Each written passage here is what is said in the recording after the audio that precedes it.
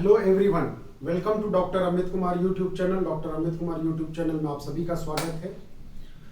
आज का जो लेक्चर है वो मैं इनकम टैक्स से रिलेटेड देने जा रहा हूं। मैंने इनकम टैक्स का एक चैप्टर स्टार्ट किया था, इनकम फ्रॉम सैलरी, क्योंकि मारवाड़ी कॉलेज का एग्जाम का डेट आ चुका है और वो है आपका टेंटेटिव डेट जो है वो 20 मई से बताया जा रहा है। तो 20 मई से बताया जा रहा है तो इट में प्रोबेबल कि 25 तक एग्जाम स्टार्ट हो जाएंगे। तो क्योंकि हमारा दो तीन चैप्टर छूटा हुआ था इनकम टैक्स का, तो मैं सैलरी जो है अगर समय बच जाता है तो मैं बाद में वीडियो अपलोड कर दूंगा। मैं आज के क्लास में इनकम फ्रॉम अदर सोर्सेस में स्टार्ट करने जा रहा हूं, क्योंकि इससे पहले जो डियर स्टूडेंट मैंने income from salary, income from capital gain तक जो है लाइव क्लासेस दे करके आपको कंप्लीट करा रखा था। तो मैं आज के क्लास में जो है मैं रिकॉर्डेड क्लास जो मैंने आपको यूट्यूब में दे रखा है तो वहीं तक मैं उसको रोक रहा हूं इनकम फ्रॉम सैलरी को। मैं आज के क्लास में इनकम फ्रॉम अदर सोर्सेस में स्टार्ट करने जा रहा हूं और उसके बाद फिर एक चैप्टर बच जाएगा आपका इनकम फ्रॉम पीजीबीपी, तो वो मैं इसके बाद में कवर करा दूंगा। तो जो भी विद्यार्थी जो न्यू बच्चे हैं, जो नए बच्चे हैं, वो इस चैनल को सब्सक्राइब कर लीजिए, बेल बटन प्रेस कर लीजिए, ताकि नया वीडियो जब मैं अपलोड करूं तो आपको नोटिफिकेशन जो है वो मिलता रहे। साथ में अगर आपको वीडियो लास्ट तक देखेंगे, वीडियो अगर पसंद आए तो आप लाइक बटन जरूर दबा देना, ताकि मेरे को कॉन्फिडेंस आए नेक्स्ट वीडियो बनाने के लिए। चलिए, तो इनकम फ्रॉम अदर सोर्सेज जो है वो मैंने आपको क्या बताया था, मैंने पहला क्लास में बताया था कि देखो इनकम टैक्स में ना, इनकम टैक्स में बेसिकली 5 हेड होते हैं। मैंने ये बात आपको ऑलरेडी पहले डिस्कस कर रखा है। पहला हेड जो है सैलरी का हेड था, मैं शॉर्ट में जा रहा हूं। दूसरा हेड जो था वो हाउस प्रॉपर्टी का था। तीसरा हेड जो था वो कैपिटल गेन से रिलेटेड था। नेक्स्ट हेड जो था वो पीजीबीपी से रिलेटेड है और लास्ट जो है वो इनकम फ्रॉम अदर सोर्सेस से रिलेटेड है। ठीक है, यही पांचों हेड के माध्यम से ही आपके पास पैसे आते हैं और इस पैसे को आप ग्रॉस इनकम बोलते हो। इस पैसे को आप क्या बोलते हैं? ग्रॉस इनकम, क्योंकि इसके बाद आपका सेट ऑफ कैरी फॉरवर्ड है या फिर आपका डिडक्शन है, तो वो सब भी मैं करूंगा इसी 10-20 दिन में। मैं सारे चैप्टर को कवर अप करा दूंगा। ठीक है, तो सैलरी में मैंने देखा था कि जहां पे रिलेशनशिप एम्प्लॉयर और एम्प्लॉय का हो तो वो टैक्सेबल किसके हेड में हो जाएगा? सैलरी के हेड में। जहां पे आपका लैंडलॉर्ड एंड टीनेंट की बातें हो, लैंडलॉर्ड एंड टीनेंट की बातें हो, वो आपका कहां पे जाएगा? वो आपका हाउस प्रॉपर्टी में जाएगा। जहां पे आपका ट्रांसफर हो क्या चीज का? ट्रांसफर हो कैपिटल एसेट्स का, तो वो कहां पे जाएगा? कैपिटल गेन में जाएगा। यदि आपने किसी भी तरह का कोई बिजनेस सेटअप कर रखा है, उससे कोई इनकम आ रहा है, या तो आपने कोई प्रोफेशन सेटअप कर रखा है, इससे कोई इनकम आ रहा है, तो ये आपका कहां पे जाएगा? ये पीजीबीपी पे जाएगा। और जिसका कोई नहीं वो कहां पे जाएगा? इनकम फ्रॉम अदर सोर्सेस में जाएगा। कहां पे जाएगा बताना? Income from other sources. तो देखो, इनकम फ्रॉम अदर सोर्सेस जो है ना, ये आपका एकदम छोटा चैप्टर है, ये बहुत बड़ा चैप्टर नहीं है, ये आपका छोटा चैप्टर है जिसको आप मैक्सिमम 4 लेक्चर में ये वीडियो खत्म हो जाएगा। मतलब आज, कल, परसों और एक दिन और, तो 4 क्लासेस में ये चैप्टर कंप्लीट हो जाने हैं। तो ये चैप्टर में बहुत ज्यादा नहीं है। मैं फिर से प्रेफर बता दूं आपको, मैं जो बुक प्रेफर करता हूं वो 2 बुक है। पहला बुक तो आरके जैन प्रेफर करता हूं और दूसरा बुक जो है वो आपका एचसी मेहत्रा है। तो आप जिसको सजेस्ट करें, आप आरके जैन के पास है तो आरके जैन जाइए, अगर एससी मेहत्रा है तो एससी मेहत्रा बुक को प्रेफर करिए, कोई दिक्कत नहीं है।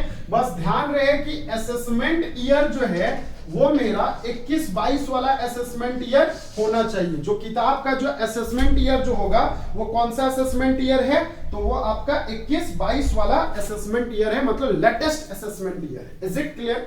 तो चलिए, इनकम फ्रॉम अदर सोर्सेस में वैसे इनकम जो इनकम आपके चारों के चारों हेड में कहीं नहीं गए, ना ही आपका सैलरी में गया, ना आपका हाउस प्रॉपर्टी में गया, ना आपका कैपिटल गेन में गया, ना पीजीबीपी पे गया। मैं फिलहाल अभी ये पढ़ाया नहीं हूं, बट बस ये बता दूं कि आपने बिजनेस या प्रोफेशन सेटअप कर रखा है, तो फिर वो इनकम कहां जाएगा? आपका इनकम फ्रॉम अदर सोर्सेस में जाएगा। Is it clear? चलिए इसको नोट डाउन करेंगे, मैं इसको मिटा रहा हूं।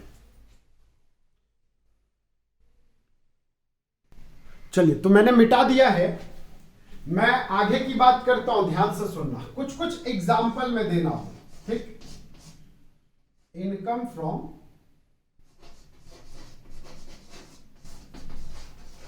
फ्रॉम अदर सोर्सेस का, ध्यान से समझोगे। मान लेता हूं सपोज ये आपका एक लैंडलॉर्ड है। ये पर्सन कौन है बताना? That is a landlord, he is a landlord. यह क्या है? लैंडलॉर्ड है, और इसका ये मकान है ऑन हाउस प्रॉपर्टी। ये हाउस प्रॉपर्टी को ऑन करता है, मतलब इस हाउस प्रॉपर्टी का मालिक कौन? ये लैंडलॉर्ड। इसने क्या किया? इस लैंडलॉर्ड का मैं नाम ले लेता हूं, सपोज राम।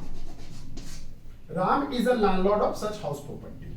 राम ने क्या किया? इसी लैंडलॉर्ड को, इस प्रॉपर्टी को श्याम को लेट आउट कर दिया। इस प्रॉपर्टी को क्या किया? श्याम को लेट आउट कर दिया, ठीक है। बताना अब श्याम जो है राम को रेंट पेमेंट करेगा कि नहीं करेगा? तो रेंट पेड करेगा। Is it clear? तो राम का जो इनकम हुआ, ये टैक्सेबल होगा। ये क्या होगा बताना? टैक्सेबल होगा under the head income from house property. ये तो भैया अब बोलोगे सर ये तो आपने बता रखा है, दोबारा क्यों बता रहे हो? मैं एक बात बता रहा हूं, अब सुन लो। ये प्रॉपर्टी का पोजेशन अभी किसके पास है? श्याम के पास है।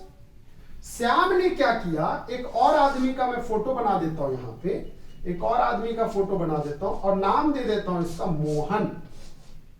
नाम क्या दे दिया मैंने इसको? मोहन। अब श्याम ने, ध्यान से समझोगे, श्याम ने ये जो प्रॉपर्टी था, क्या ये राम का, श्याम का था? नहीं, ये प्रॉपर्टी किसका था? राम का। श्याम ने ये प्रॉपर्टी को सबलेट कर दिया। सबलेट मतलब समझोगे, किसी से मैंने प्रॉपर्टी लेके किसी दूसरे बंदे को मैंने प्रॉपर्टी दे दिया, ठीक है, दूसरे प्रॉपर्टी को दे दिया। मान लेता हूं ये जब प्रॉपर्टी दे रहा था तो इसको रेंट देने पड़ रहे थे 50,000 रुपया। कितना देना पड़ रहा था? 50,000 रुपया पर एनम। श्याम ने क्या किया? मोहन को सेम प्रॉपर्टी 80,000 रुपया में दे दिया। तो मेरे को एक बात बताना बच्चा, 80,000 रुपया इसको मिलेगा, ये 50,000 इसको देगा, तो श्याम को इनकम कितने का हुआ? तो सर आप ही बता दो, इनकम कितने का हुआ? 30,000 का इनकम हुआ कि नहीं हुआ पर एनम? क्योंकि ये मोहन से 80,000 लेकर के राम को कितना दे रहा है? 50,000 दे रहा है। तो श्याम को इनकम कितने का हुआ? 30,000 का इनकम हुआ। जब श्याम को 30,000 का इनकम हुआ तो ये जो इनकम है इस पर टैक्स लगेगा कि नहीं लगेगा? तो लगेगा। क्या ये हाउस प्रॉपर्टी पे लगेगा? नहीं। क्यों नहीं लगेगा? क्योंकि श्याम जो है क्या लैंडलॉर्ड है? नहीं, श्याम लैंडलॉर्ड नहीं है, इसको सबलेटिंग बोलते हैं। और इससे अगर किसी तरह का कोई इनकम होता है तो ये टैक्सेबल होगा। किस हेड में? Under the head income from other sources में। किस हेड में टैक्सेबल होगा? इनकम फ्रॉम अदर सोर्सेस में टैक्सेबल होगा। मैंने आपको पहले भी बता दिया, ठीक ना। राम का इनकम फ्रॉम हाउस प्रॉपर्टी में टैक्सेबल, लेकिन श्याम का इनकम इसी हाउस प्रॉपर्टी को लेकर के सबलेटिंग। तो यदि आपने किसी भी तरह का कोई प्रॉपर्टी को सबलेट कर रखा है, किराए पे दे रखा है, तब फिर वो आपका इनकम फ्रॉम अदर सोर्सेस में टैक्सेबल होगा। ये पहली बात समझ में आ गया। दूसरा बात, एक और तरीके से मैं एक और एग्जांपल देकर के मैं बता रहा हूं, इसको आप लोग नोट डाउन कर लेंगे। उम्मीद करता हूं कि आप वीडियो पॉज करके नोट डाउन कर लेना, ठीक है। मैं आगे बात बता रहा हूं।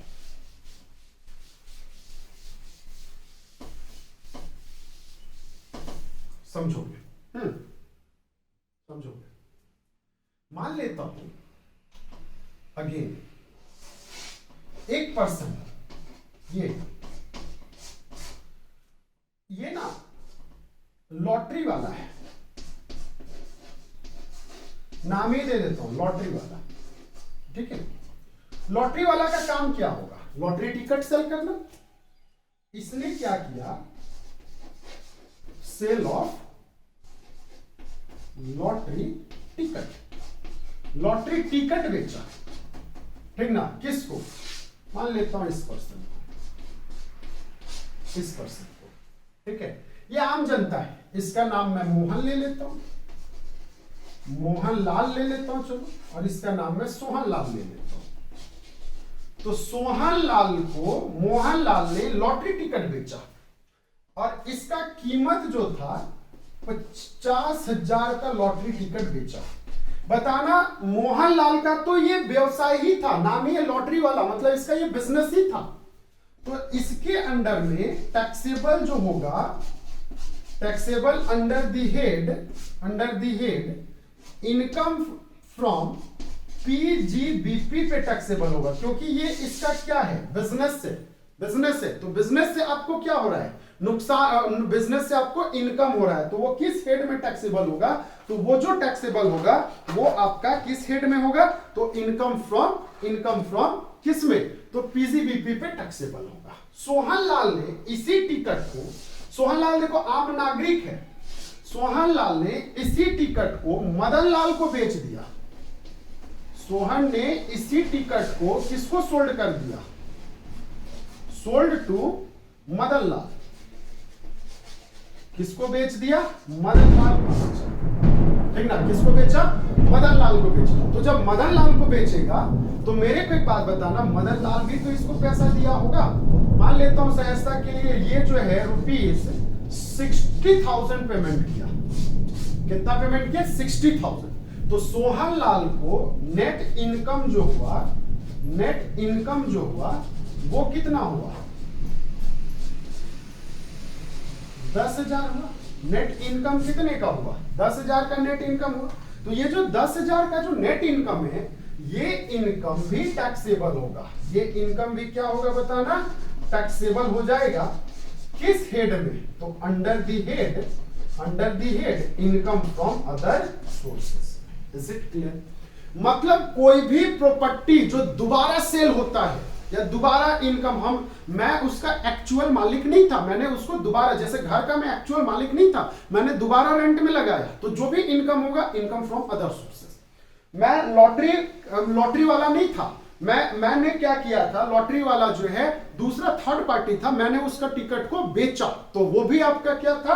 तो वो आपका टैक्सेबल अदर हेड में था। Is it clear? Income from other sources में था। यहां तक किसी को किसी भी तरह का कोई दिक्कत है? चलो इसको नोट डाउन कर लेंगे। चलिए मैंने मिटा रखा है। कुछ इनकम के बारे में बात करता हूं। Certain income included in the head of income from other sources. Certain income included in the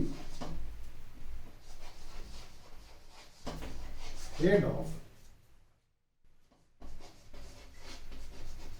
income from other sources. कुछ ऐसे इनकम के बारे में मैं बात करूंगा जो इनकम फ्रॉम अदर सोर्सेस के हेड में टैक्सेबल होगा। तो सबसे पहला इनकम जो है ना, इनकम फ्रॉम डिविडेंड। क्या होगा बताना? तो इनकम फ्रॉम डिविडेंड। अब देखो इसके बारे में मैं थोड़ा सा बात बता दूं। इनकम फ्रॉम, ऐसे तो मैं डिटेल में बताऊंगा ही, लेकिन मैं फिर भी अभी बता दूं। Income from dividend. Is it clear? Dividend, लाभांश से अगर किसी भी तरह का कोई इनकम होता है। डिविडेंड क्या होता है?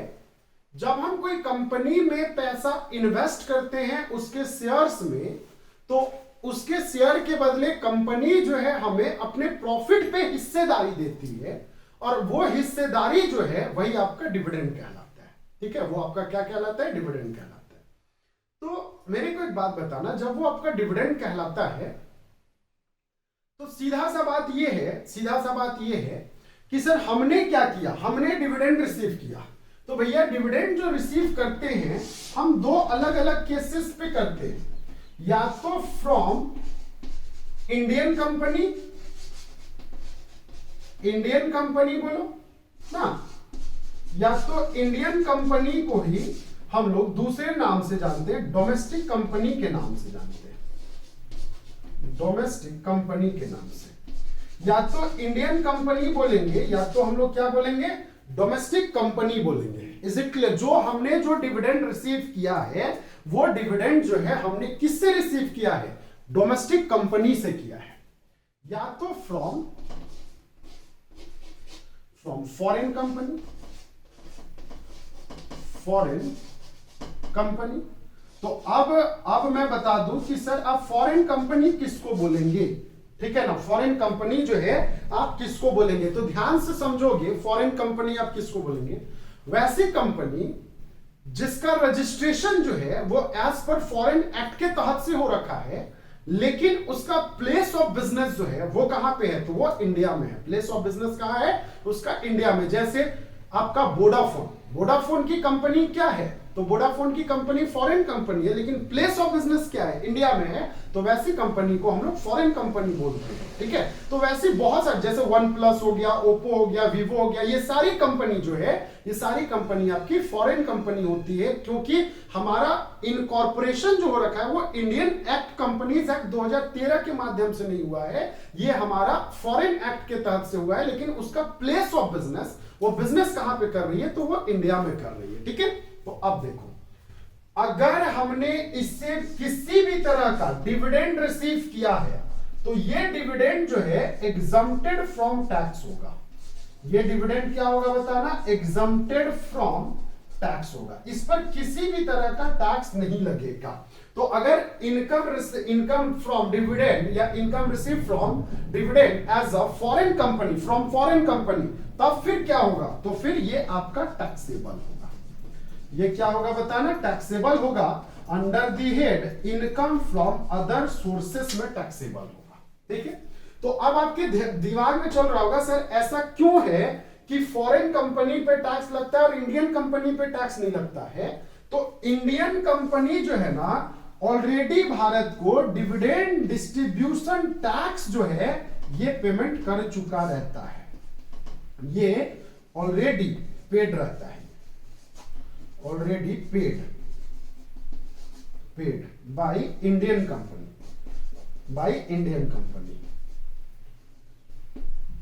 To income tax department. तो इनकम टैक्स डिपार्टमेंट को क्या दे देता है? तो ये ऑलरेडी जो है ये आपका डीडीटी मतलब dividend distribution tax, dividend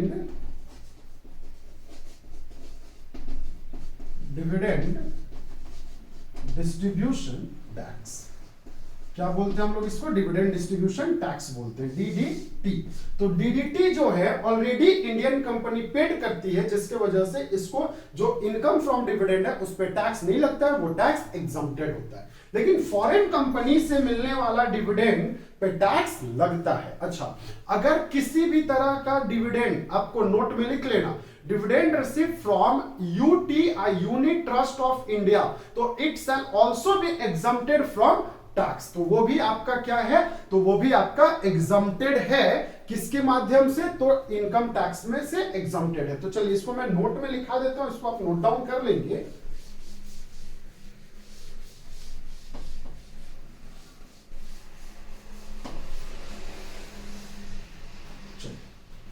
next है आपका, इसी में नोट करके लिखेंगे, इफ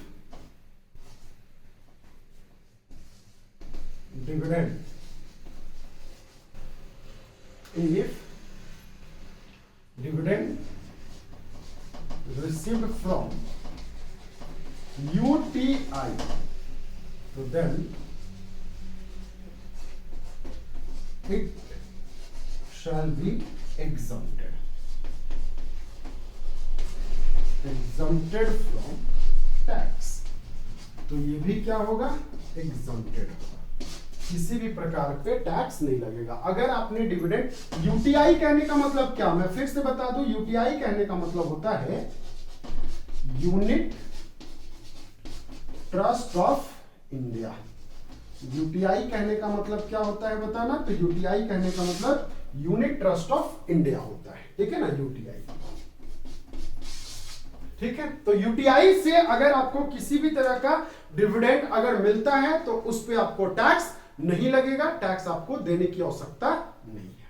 अच्छा सर, टैक्स इसमें लगता कैसे है, तो इसमें ना मैं बताऊंगा कि ग्रॉस अप क्या होता है, ठीक है ना, नेट ऑफ क्या होता है, ये सब मैं डिस्कस करूंगा 1 by 1 करके। नेक्स्ट इनकम है, इसको नोट डाउन कर लेंगे, मैं इसको मिटा रहा हूं क्योंकि सेकेंड इनकम के बारे में मैं बात करने जा रहा हूं, that is called casual income. Second income है आपका, फर्स्ट तो इनकम फ्रॉम डिविडेंड था, नेक्स्ट है आपका कैजुअल इनकम ना। देखो कैजुअल इनकम, कौन से इनकम को हम लोग कैजुअल इनकम बोलते हैं, तो वैसा इनकम जो अनसर्टेन होता है, जो अचानक हो जाता है, जिसके बारे में आपको पहले से कोई प्रिडिक्शन नहीं होता है कि नहीं हमारा वो इनकम होगा ही होगा, तो वैसे इनकम को कैजुअल इनकम बोलते हैं। For example lottery income. देखो तभी जो है मैं लॉटरी का टिकट बेच करके पैसे कमाया था, अब वो नहीं है मेरा। अब क्या है, लॉटरी मैंने खरीदा, एक टिकट मैंने खरीदा लॉटरी वाले से, और वो लॉटरी फंस गया। जैसे माला माल वीकली मूवी में एक लॉटरी जो है डेविड को फंसा था, तो वो पूरे गांव में वो बट गया था, तो वही लॉटरी फंस गया। मतलब ये तो अचानक होता है ना, अनसर्टेन होता है, इसमें तो किसी भी तरह का कोई सर्टेनिटी नहीं ना है कि लॉटरी मेरा लगेगा और हमको पैसे मिलेंगे। तो वैसे इनकम को कैजुअल इनकम।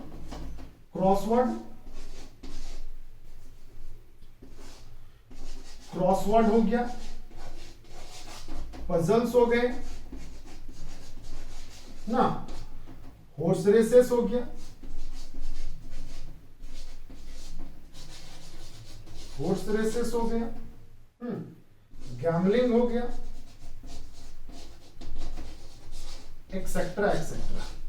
तो ये सारे इनकम जो है, ये सारे के सारे इनकम जो, अच्छा गैम्बलिंग में आपका फिर इसी में कार्ड भी आ जाएगा ना, बेटिंग भी आ जाएगा।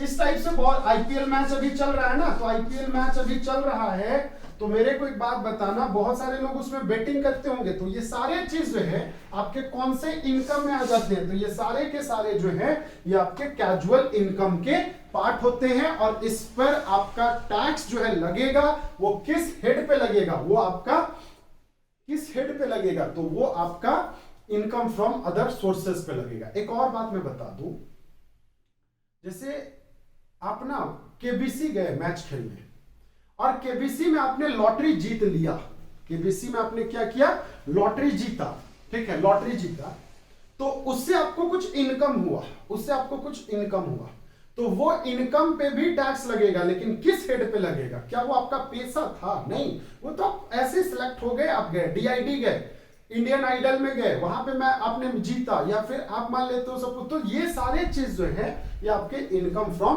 अदर सोर्सेस के हेड में टैक्सेबल होगा, ठीक है।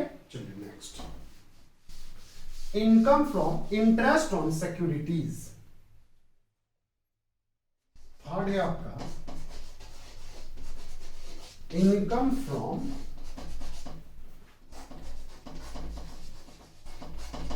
इंटरेस्ट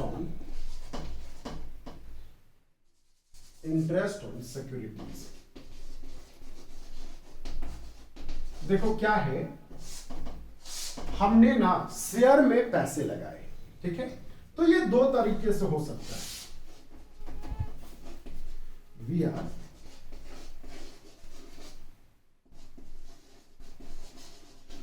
ट्रेडर ऑफ सिक्योरिटीज, हम शेयर मार्केट के क्या है, व्यापारी हैं, हमारा पेशा है या we are investor, we are investor of securities of capital market, या कैपिटल मार्केट में हम क्या है, इन्वेस्टर है। हम कैपिटल मार्केट में क्या है, तो कैपिटल मार्केट में हम इन्वेस्टर है। ठीक है, तो मेरे को एक बात बताना, यहां पे तो मेरा व्यवसाय है ना ये, तो अगर हमारा व्यवसाय है और अगर हमारा उससे कुछ व्यवसाय से अगर कुछ इनकम होता है, मतलब यहां पे हम क्या करते हैं, यहां पे हम क्या करते हैं, सेल और purchase of security for trading purpose. हमने जो परचेस किया है या सेलिंग किया है वो किस पर्पस के लिए किया है, तो ट्रेडिंग पर्पस के लिए किया है। किस पर्पस के लिए किया है, ट्रेडिंग पर्पस के लिए किया है। लेकिन यहां पे वी आर द इन्वेस्टर, यहां पे जो हम सेल और परचेस कर रहे हैं, सेल और परचेज ऑफ सिक्योरिटी, जो सेल और परचेज ऑफ सिक्योरिटीज कर रहे हैं फॉर इन्वेस्टमेंट पर्पस। हमने जो सेल और परचेज किया था वो किस पर्पस के लिए किया था, इन्वेस्टमेंट पर्पस के लिए किया है। तो भैया देखो दोनों केस में मैं एक बात बता दूं आपको, जब हम इन्वेस्टर पर्पस के लिए करेंगे और जब हम ये पर्पस के लिए करेंगे तो ये टैक्सेबल होगा, but under the head PGBP पे होगा, पीजीबीपी पे होगा। ठीक है, या तो फिर कैपिटल गेन पे होगा। किस पे होगा, कैपिटल गेन पे होगा। जनरली पीजीबीपी पे होता है, कैपिटल गेन पे नहीं होता है, क्योंकि कैपिटल गेन में इंटरेस्ट का पैसा पे टैक्स नहीं लगता है। अगर आपने कैपिटल का शेयर्स को ही बेचा तब होगा, और यहां पे ये जो है वो टैक्सेबल होगा under the head income from other sources पे टैक्सेबल होगा। किस हेड में टैक्सेबल होगा, तो इनकम फ्रॉम अदर सोर्सेस के हेड में टैक्सेबल होगा। तो यहां तक अगर आपने लिख लिया हो तो मेरे को बताना, क्योंकि मैं इसको डिलीट करने जा रहा हूं, मिटाने जा रहा हूं। ठीक है, अब देखो इसके अलावे और भी बहुत सारा चीज है। वन बाय वन करके अगर मैं बताते जाऊं तब तो हमको लगता है 5 क्लास तो इसी में लग जाएंगे कि कौन सा इनकम पे टैक्स लगेगा, कौन से इनकम पे टैक्स नहीं लगेगा। मैं कुछ बातें आपको बताया हूं जो बहुत इंपॉर्टेंट और बहुत मजेदार बातें हैं, मैंने उसके बारे में डिस्कस किया है। ठीक है ना, उसके बारे में डिस्कस किया है। इसके अलावे मैं और एक दो चीज के बारे में आपको बता दूं। जैसे मान लेता हूं सहजता के लिए, हमने कोई नेशनल सेविंग सर्टिफिकेट, ठीक ना, मान लेता हूं अगर ये एक पर्सन है, नेक्स्ट एग्जांपल नंबर 4, ये पर्सन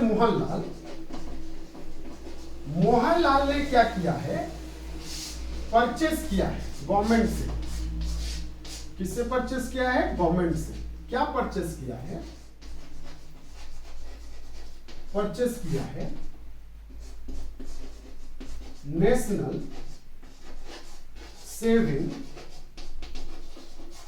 नेशनल सेविंग सर्टिफिकेट। क्या परचेस किया है बताना, तो नेशनल सेविंग सर्टिफिकेट परचेस किया है। Certificate sixth issue, seventh issue, sorry, ये नाम से एक आपका सर्टिफिकेट होता है, जैसे डिबेंचर्स होता है ना, उसी टाइप से ये 8th इशू वाला जो है, 8th इशू वाला सेविंग सर्टिफिकेट होता है जो सेंट्रल गवर्नमेंट से परचेस किया जाता है। बदले में परचेस क्या मतलब क्या, ही विल इन्वेस्ट किया है पैसा, हाँ कि नहीं, इन्वेस्ट किया है, इन्वेस्टेड रुपीज, मान लेता हूं सपोज 50 लाख जो है वो इन्वेस्ट किया। बदले में ये इसको क्या देगा, इंटरेस्ट देगा कि नहीं देगा, तो सर देगा। क्या देगा बताना, इंटरेस्ट पे करेगा। कौन करेगा, बाय गवर्नमेंट करेगा। तो जैसे इंटरेस्ट पेमेंट करेगा, बताना इसके हेड में ये जो इनकम जो है ये इनकम जो है वो टैक्सेबल हो जाएगा under the head income from other sources में टैक्सेबल होगा। Is it clear? Under the head income from sources में टैक्सेबल होगा। या तो फिर मैंने पोस्ट ऑफिस में डिपॉजिट किया है पैसा, उससे हमको इंटरेस्ट मिल रहा है, तो कुछ कुछ केसेस में एग्जम्प्टेड भी होते हैं, कुछ कुछ केसेस में एग्जम्प्टेड भी होते हैं। मेरे को ना कुछ गिफ्ट मिला है, ठीक है ना, जैसे मैं बता दूं यहां पे, नेक्स्ट है 5वां नंबर पे गिफ्ट का केस, लास्ट केस आज के क्लास का गिफ्ट केस। सपोज मेरे को गिफ्ट मिला है, अच्छा गिफ्ट जो मिला है वो अदर देन इंप्लॉयर, याद रखना इंप्लॉयर के अलावे किसी ने मेरे को गिफ्ट दिया। क्यों? क्योंकि भैया इंप्लॉयर अगर हमको गिफ्ट देता था, gifts receive from other than employer, क्यों? क्योंकि इंप्लॉयर अगर हमको गिफ्ट देगा तो वो तो सैलरी के हेड में टैक्सेबल होगा, वो आपका इनकम फ्रॉम अदर सोर्सेस में टैक्सेबल नहीं होगा। तो अगर हमको गिफ्ट जो है कहीं से मिला, तो गिफ्ट जो है वो क्या क्या चीज में मिल सकता है? या तो पहला इन कैश में मिलेगा, बिल्कुल मिलेगा सर। दूसरा जो है इन मूवेबल एसेट्स पे मिलेगा, मूवेबल एसेट्स पे मिलेगा, जैसे हमको ज्वेलरी मिला, हमको घड़ी मिला, या कुछ इस टाइप से कार मिला। या तो in mode of immovable, immovable property पे मिलेगा, जैसे हमको लैंड मिला ना, तो ये, या फिर हाउस मिला, क्योंकि हाउस को तो हम हनुमान जी टाइप में नहीं ना उठा के इधर उधर कर सकते हैं, ठीक ना। तो ये कैश तो भैया सबको समझ में आ रहा है, कैश मतलब क्या? Monetary benefit. कैश मतलब क्या हो गया? मॉनेटरी बेनिफिट के रूप में हमको क्या मिला? तो हमको गिफ्ट मिला।